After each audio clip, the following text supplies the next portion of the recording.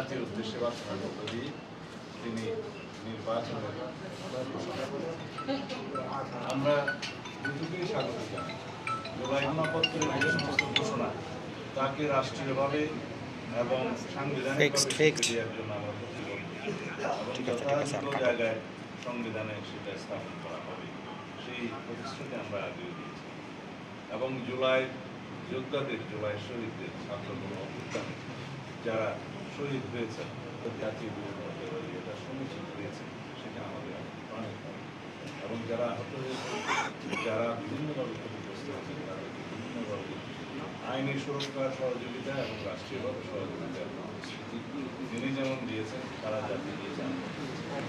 আগামী দিনে আমাদের নির্বাচনে মানুষের ভোটাধিকার পরিবেশ সৃষ্টির জন্য মাননীয় প্রধান উপদেষ্টা যে সমস্ত পরামর্শ দিয়েছেন অবশ্যই তিনি ঘোষণা দিয়েছেন নির্বাচন কমিশনের কাছে তিনি চিঠি পাঠাবেন আগামী 2026-এর ফেব্রুয়ারির প্রথমার্ধে আগে নির্বাচন অনুষ্ঠান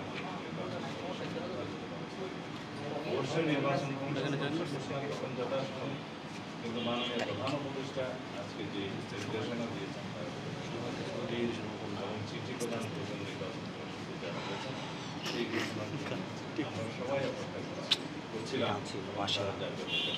মধ্য দিয়ে বাংলাদেশে যে নির্বাচন অনুষ্ঠান নিয়ে যে দুর্দুল্যমানতা ছিল বলে অনেকে মনে করছিলেন তাদের মধ্যে সেই দুর্দুল্যমানতা রইল না এবং সারা জাতি একটি নির্বাচন পরিবেশের যাবে এবং সেই নির্বাচন সৃষ্টি হবে। আগামী দিনের নির্বাচন ইনশাআল্লাহ সুষ্ঠু, নিরপেক্ষ, অবাধ এবং বিশ্বের মধ্যে সবচেয়ে প্রশংসিত একটি নির্বাচন আমরা আশা করি। সেই লক্ষ্যে সমস্ত জাতিকে এবং সমস্ত জনগণকে প্রস্তুত নেওয়ার জন্য আমরা আমাদের পক্ষ থেকে আপনাদের ধন্যবাদ। আপনারা বারবার বলছেন নির্বাচন ঘোষণা দেওয়ার পর রাষ্ট্রের যে সামনে আজকের পর থেকে সংকটটা কেটে গেল।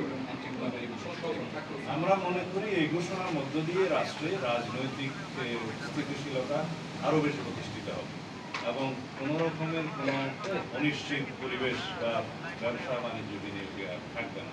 সবকিছু সচল হবে এবং গতিশীলতা পাবে। আমরা এটাই আশা করি।